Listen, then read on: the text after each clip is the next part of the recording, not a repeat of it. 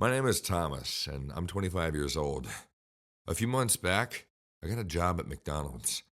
I already had a day job as a restaurant waiter, but I needed more money since I wanted to get my own apartment and move out of my parents' house finally. Ironically, during the day, I was a waiter at a top chef restaurant which served exquisite and exclusive fresh cuisine. The food there was very expensive. Unfortunately, waiters weren't paid proportionally. Above average, but still not enough. All due respect towards you other commoners who can't afford anything beyond Big Macs, double cheeseburgers, and chicken nuggets. In any case, I wasn't going to work at McDonald's every day. Well, in fact, I wasn't going to work during the days at all, since I was taking the night shifts. Most of the time, I was taking orders from people who were using the drive-thru service, being served in the comfort of their own cars. The first weeks went by, and overall, it wasn't anything that I wasn't expecting. Even during the nighttime, I knew I had to attend a generous amount of customers. A few of them were sketchy, verbally aggressive, and menacing, while others were visibly drunk, which is the last thing you should be when driving a car, but I would say 60% of the people were easygoing and nice to serve. After a couple months, I got a customer that was definitely particular. It was a woman, maybe in her late 40s. She was good looking with big blue eyes. She had a big smile on her face. Short blonde hair. The woman was very nice and talkative. She even gave me a tip, which is not common, to be honest. She simply ordered a cheeseburger, a Coke, and a small bag of fries. So far, nothing weird about this. The thing is, the woman returned exactly 1 week later, but this time, she looked very different, including her attitude. She was dressed like a gothic woman, including her makeup. She had skull-shaped earrings and a creepy look in her eyes, and a general cold and eerie expression on her face. It was like she was analyzing me and seeing me for the first time. Although I can't say she was rude, I was genuinely freaked out by her. This time, she doubled her previous order. 2 cheeseburgers, 2 Cokes, and 2 small bags of fries. And no thank you and no tip. A few days later, as my McDonald's night shift came to an end, I was tired and anxious to get in my car and drive back home. The parking lot was almost empty, except for 2 cars, one being mine. But there were 2 individuals there, precisely right next to my vehicle. Hello? Can I help you? I asked, a bit nervous as I approached them. Yes, mister. You most certainly can, a woman said. I was very surprised to see the same mysterious woman. As I looked over at the other figure, I almost froze when I saw it was the same woman, meaning there were 2 of them. They had to be twins, of course. The one who was speaking to me was the nice, smiling woman, and the other, who was silent, was the gothic woman. What do you need help with? It's kind of late, I asked, trying to avoid showing my insecurity. Just look into my eyes, the smiling woman said, as she came closer to me. The woman started whispering some words. For some strange reason, I couldn't stop looking at her big, bright eyes. I started to feel numb, and then sleepy, and then I simply lost consciousness. When I woke up, I was tied up and lying on the floor. I think I was probably at their house. Irina, he woke up. The gothic woman was staring at me, sitting on a chair. Ah, excellent. Hello, Thomas. The smiling twin approached and was now speaking to me as if I was her best friend. What is this? What do you want, money? Take anything you need, just don't hurt me, I said. Unfortunately, my good Thomas, our interests are exactly the opposite. We don't want money. We want to take your life, she answered. What? Why? I screamed. My name is Irina, and this is my twin sister Olga. We symbolize the different bipolar planes of existence. I represent order, light, and life. And Olga stands for chaos, darkness, and death. We seldom meet, and, as you would expect, we don't get along very well. But once a year, there's a common ritual that we share, which serves both of our antagonist causes and different paths. The smiling woman said, being enigmatic and vague, I think you both need fucking therapy. Just let me go, please. I won't say anything, I shouted. You will be set free soon enough. How does the order and chaos meet? By taking a life. Because life itself needs death in order to progress in time and space. So we are going to kill you, Thomas. And then we will mix your flesh with the hamburger meat. You understand the sacred meaning of this, right? The cycle of life and death. Your flesh will be feeding hundreds of homeless human beings, hence contributing to the existence of their lives, while at the same time, you will free the world of your own life. Irina's explanation was insane. You're crazy. Let me out! Help! I started to scream like a maniac. Just a few more moments, Thomas. Embrace your place in the wonderful circle of life. Olga is coming with a knife, Irina said. I could feel my heart beating inside my chest. I couldn't listen to my own breathing. I wasn't even shouting anymore. I saw Olga, the Gothic sister, come closer with knife in hand. But then, the unexpected happened. Olga stabbed Irina in the throat. Irina's big eyes were as surprised as mine as she looked towards her sister. Olga spoke. I'm so sorry, my sister. Our partnership is over. Tonight, chaos wins and rules alone. And you have to admit, you didn't see this one coming, did you? That's why I always win. Irina fell and died within a few minutes. Before leaving, Olga whispered to me, You were saved by chaos. Never forget this. Goodbye. Then the Gothic sister left.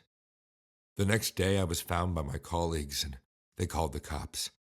I told them what happened and repeated my story to the police. Olga was never found. I guess she was right. Chaos always wins.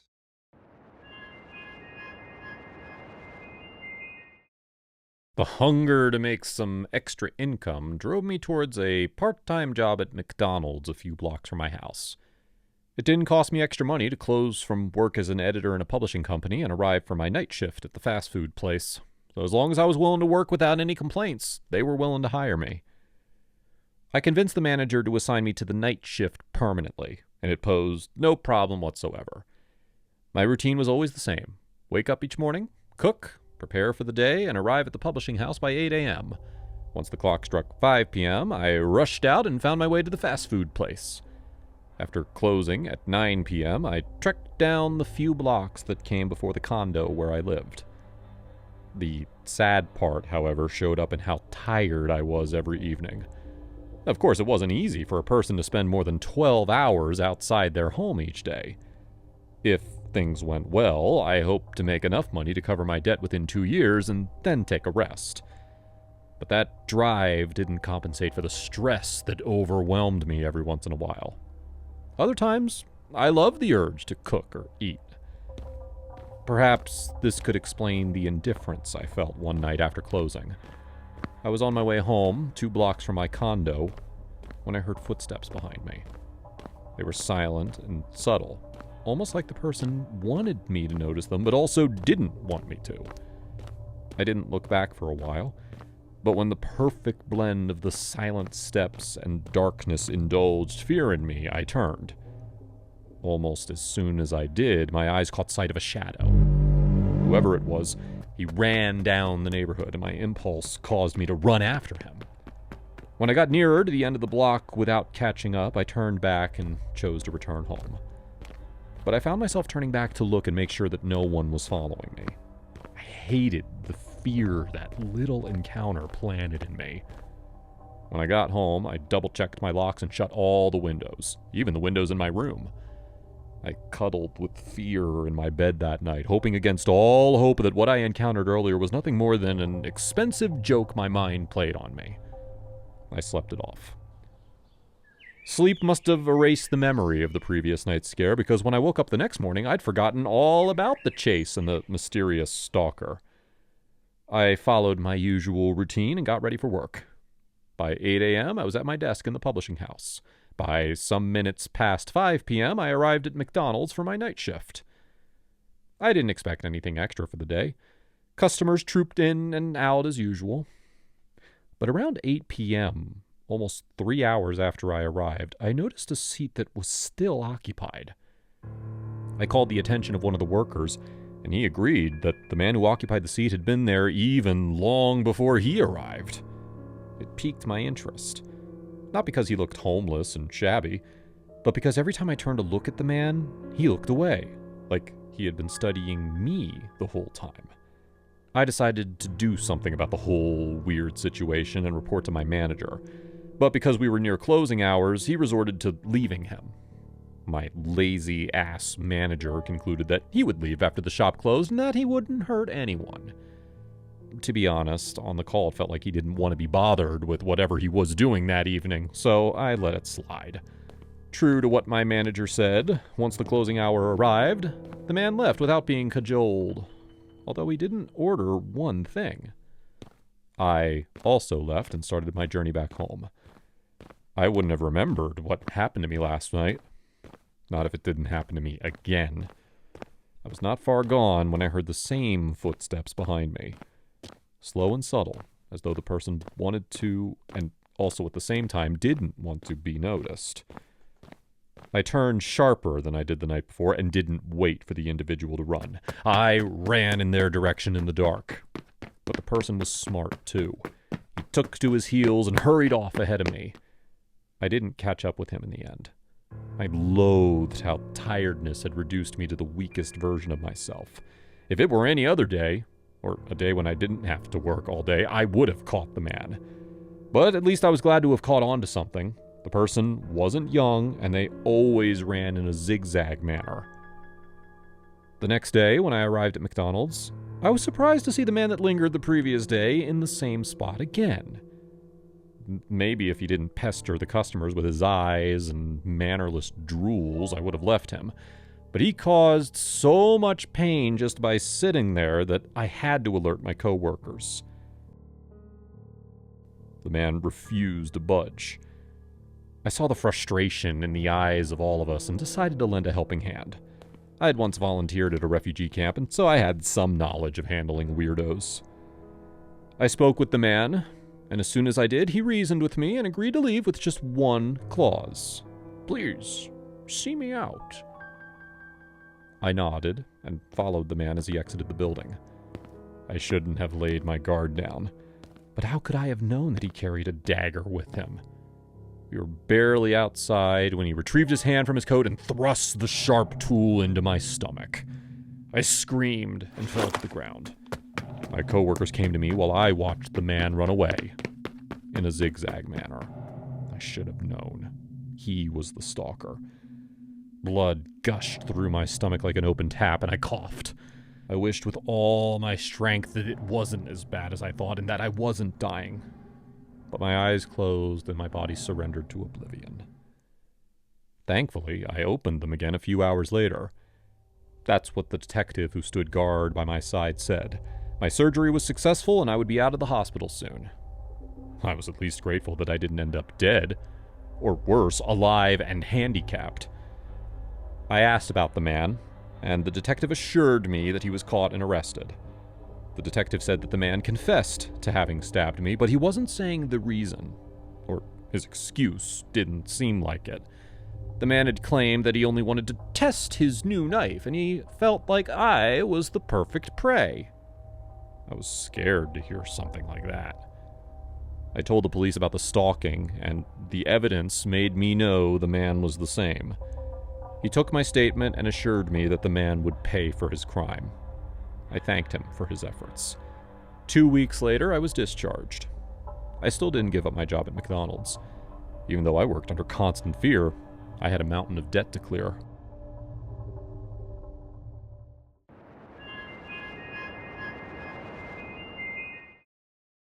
Many students across the years at my school have often spread rumors about weird teachers. Well, the truth is that most of them were completely harmless. But having an odd stare, a freaky smile, or even talking to the wrong student was enough to have them deemed as creepy by the cohort of students at my school. They were usually just a select few who would pretty much gossip about anyone and everyone. But when it came to teachers, they didn't hold back. There had even been cases of teachers getting fired because of the rumors. Teachers who my older brother had been taught by years ago, saying they were some of the most wonderful people he had ever met. Or so they had appeared. The problem with repeatedly getting teachers fired without reason was that when a teacher joined the school who had actual issues, the school would likely ignore any further complaints about them, believing all the students to be spreading more rumors just for the sake of getting the teachers fired. This exact problem had happened to my year. A year that had only just escaped from lockdown, and we were returning to a school we'd never been in before. Yet we'd been a part of it for a full academic year now. We were far too naive to be able to distinguish between teachers, which made identifying them difficult, making the first few weeks back a struggle. But after a while, we became used to them, and them to us. And in one case in particular, far too close. "Morning, everybody." My English teacher, Miss Hart, a woman of around 27 years of age, only a few years out of uni and fresh out of teacher training, was doing her usual morning greeting. "Morning, miss," we all shouted back. There was a general clamor of excitement, as Miss had told us the day before that we were getting a new assistant to replace the old one which had left due to his son getting cancer. A horrific situation for such a kind man that he had been to us. "Our new teaching assistant arrives today. Are you all excited?" Her cheerful tone delighted the class, and our faces twisted into smiles of joy as we all cocked our heads towards the door, ready to see the new TA. As we turned around to face the door, there were a couple of shocked gasps as many snapped their necks away from the door to face a man sat at a desk in the far right, his glasses tinted with the blue light flashing from his screen. He noticed us all looking at him immediately and lifted his head up to sync with his eyes. He bore no expression of a smile as he looked around the room, until his eyes fell on me. His solemn face suddenly morphed into a rather sadistic smile that stabbed into me like one tectonic needle piercing through my heart. "Good morning. I look forward to working closely with you."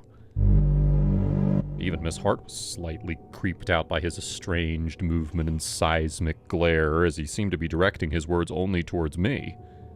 I was petrified, and it wasn't long before the terror escalated and Mr. Hollard grew near. "Morning, Harry. How'd you sleep last night?" It had been around 5 days since his appearance in the classroom, and since then he had consistently sat as close as he could to me in every lesson, with many lessons that came after break being sat down next to my seat, cutting me off from my friends, leaving me no choice but to sit next to him. He would plague me at first with questions about how I found the school, but then soon enough those questions began devolving into far more personal ones. "It was good, thanks." I responded to one of his ominous queries with haste and straightened my neck out to face towards Miss Hart, who was beginning the lesson. Around 10 minutes in, the moment we were given tasks to do the remainder for the first half of the lesson, he pounced once again. "So, Harry, got any plans this weekend?" His voice was incessantly beginning to sound almost intimidating as he peered down at my page, edging closer, pretending to examine my work. I'm busy all weekend with my dad and brother. We're going clay pigeon shooting. That ought to scare him off, I thought. Oh, how fun. Bring me back some shrapnel, will ya? He chuckled to himself for a moment, and then engaged his glare once more at my quivering eyes. I subtly nodded and tried to hold my focus to my work, doing my best to avoid eye contact with this creature of a man staring into my soul. You want to know what I'm up to this weekend? He stared at me, his mouth slightly ajar, waiting for my response with a foul grin. No, sir. I tried to reply plainly so he wouldn't delve into too much detail. I probably shouldn't have spoken at all. I'm going hunting. Yep. Me, my shotgun, and whatever damned creature finds itself in my way. I shivered at his disgusting habit. He wouldn't shut up about how much he enjoyed hunting, hiding from prey before pouncing, and most of all, he wouldn't stop discussing his 12-gauge shotgun. Hey, you want to see the shotgun? It's a real beauty. I have it in my car. Following my instinct, I sprang up from my seat and beckoned Nis to let me leave for the toilet. I needed to get away from that freak. I had had enough of it. I swiftly made my way to the bathroom opposite and found a cubicle for me to sit down and tried to take a few deep breaths before going back out and having to listen to that vile beast heckle into my ear about his guns, his hunting, his delirious lifestyle. My blood froze as I heard the door open with a loud slam coming from the door smashing into the wall. Harry, I know you're in here. Come with me. I want to show you how awesome my cool gun is. My nerves seized up in seconds, and I reactively hoisted my legs up off the floor so he couldn't spot them from beneath the stall doors. Harry, I'm getting impatient. Come out quickly before Miz realizes we aren't going to the toilet. I was utterly stricken with terror at this point, and I certainly wasn't going to leave anytime soon unless he left me be. I heard footsteps slowly approach the cubicle door. It was him, that creature had come for me. And now, a thin plastic door was all that held him back from me. His heavy breathing indicated that he was ready to break his way in if he needed to. Harry, I said come out. Please, can Mr. Hollard come to the head's office now? The speakers boomed down the corridors and through the closed bathroom door. Had I been saved? I'll be right back, Harry. Don't you dare leave now. He laughed maniacally as he exited the room. And hearing the bathroom door close once more, I launched myself out of the cubicle and returned back to Miss Hart's class, far too afraid to try and speak out about what had just happened in fear I would be deemed a liar. All because of the rumors spread around by the years before us. Some god must have been watching over me, however, as the next day I came into class and Mr. Hollard was nowhere to be seen. And the same happened the next day, and the day after, and so on until it finally clocked that Mr. Hollard was gone. Whatever had gone down in the head's office, I will never know, but it saved me from whatever twisted plot he'd been using on me to try and get me to his car. I was terrified, but not yet scarred, though I never dared to interact with another member of staff I hadn't known for the rest of school. Even now, age 30, and I still can't even fathom talking to someone new, even at work. I would be too cautious. I wouldn't let anyone else come so uncomfortably close to me again. I wouldn't risk it. I'm too afraid.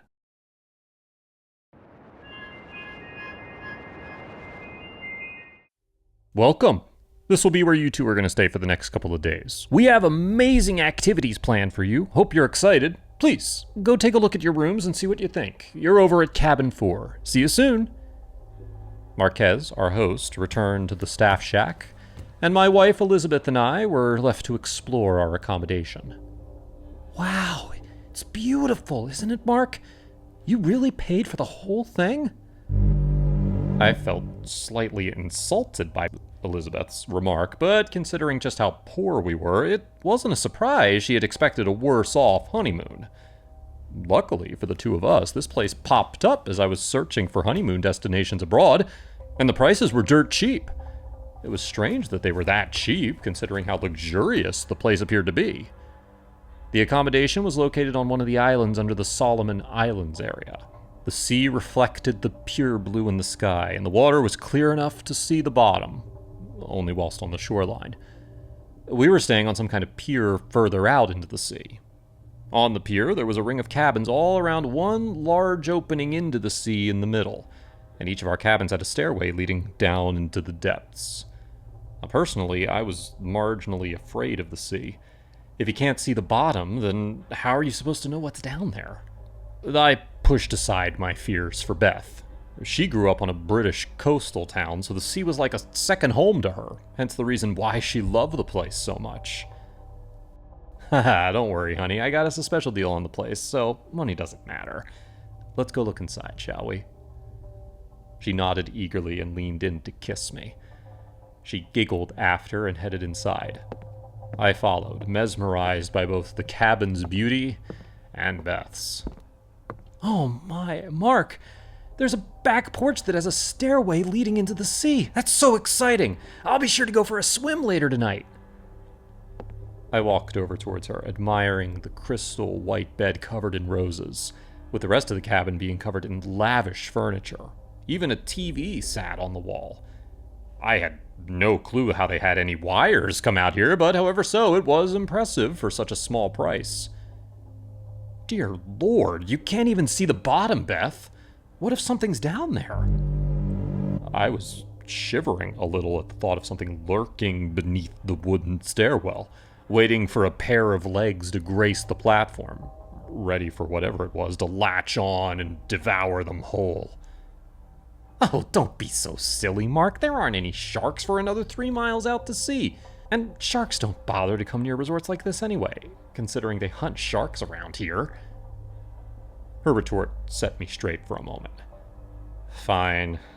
But if you see a fin, get out immediately. And if you do go in the water, just let me know so I can come check on you. I was worried about her. We only got married 3 days ago. I certainly didn't want to lose my wife within the first week of our marriage. Maybe. We'll be together most of the time anyway, so it won't matter.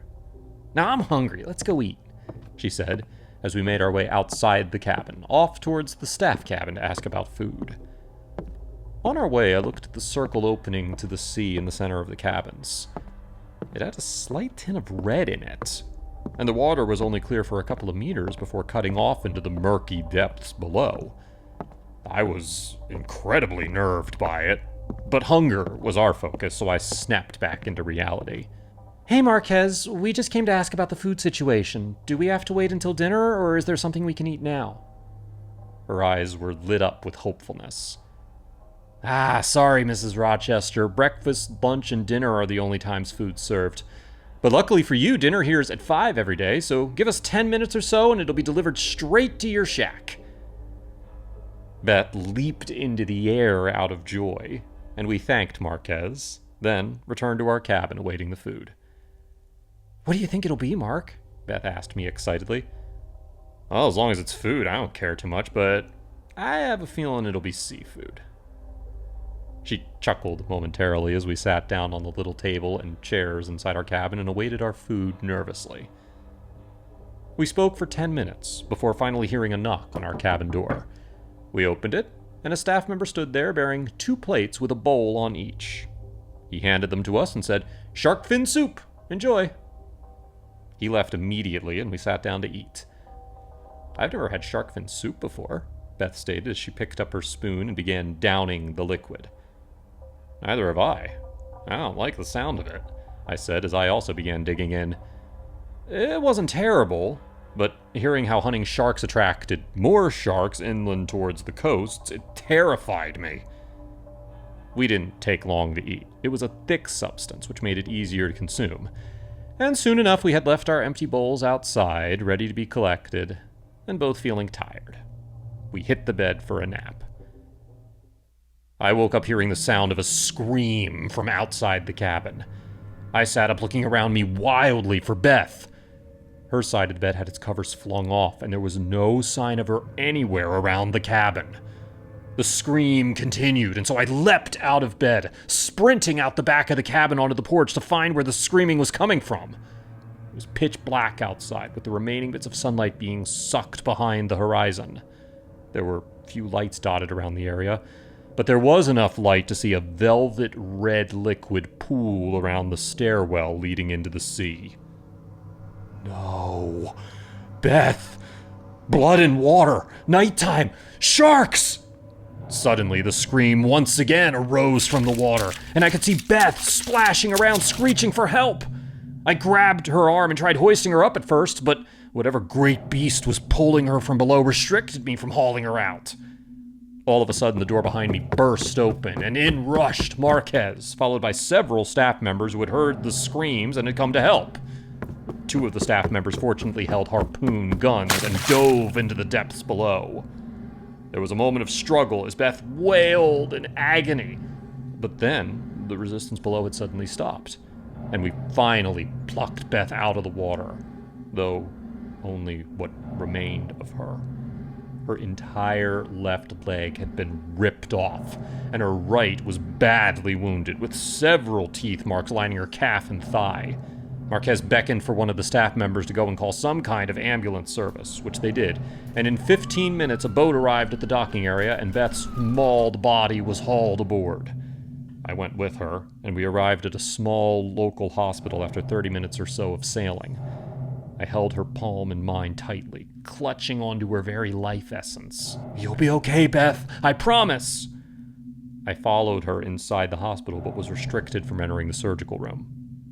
There was a short period of time where I was stationed alone in the waiting room, and to my foul despair, the doctor came out and spoke the words I can never forget. "I'm sorry, sir. She's dead."